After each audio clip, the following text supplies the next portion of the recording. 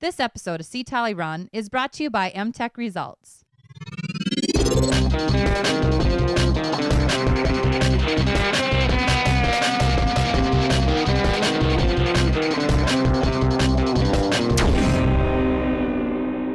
Hi, I'm Olympian Carrie Tullefson, and today we're celebrating our 100th episode, and I'll be answering questions submitted from our viewers on Facebook and Twitter.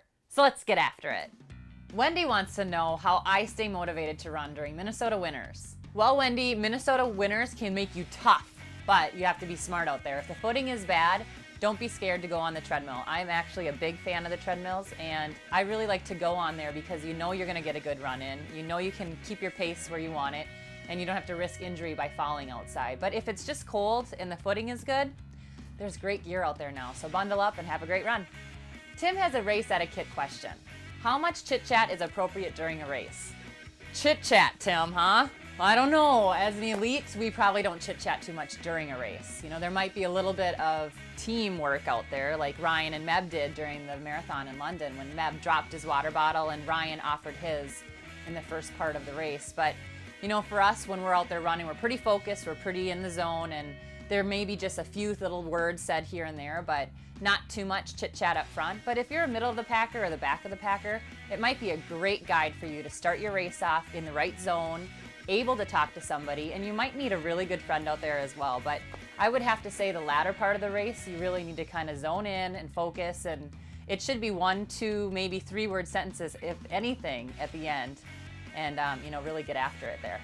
Christina is wondering about pre-race meals and about carbo loading before shorter events. Christina, you're my girl, because 5K and 8K is right up my alley. Carbo loading, I believe, isn't so important for those shorter events.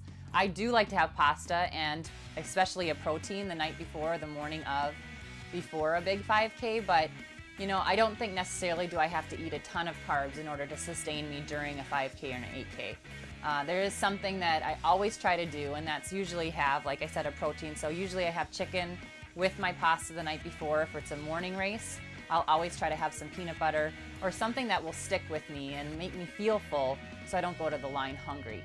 So I don't like to just have carbs. I always like to throw in some protein. Good luck to you. I hope you have some good races. Ariane is wondering if I have any tips for weight training for runners. I love to strength train.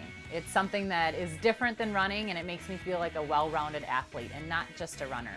So I definitely recommend it. You know, I think just getting into the gym and, you know, being an active runner is what we need. And there's, you know, all kinds of fun things to do. I like to do the ropes. I like to do dumbbells. I like to do kettlebells. I like to go to yoga class. I like to do it all. I mean, I like to do legs, lunges, step-ups, you name it. I just like to be an athlete. And I think you really can't go wrong, but there are so many different programs out there, and we've made some videos on it. You have to find what works for you. And I'm more of a middle distance runner, so I can do some powerlifting and I can do some heavy stuff. But some of the marathoners don't necessarily love to do that. So you have to find what works for you, what's a good balance, and I definitely recommend it. Laura wants to know my opinion of young runners training for and running marathons.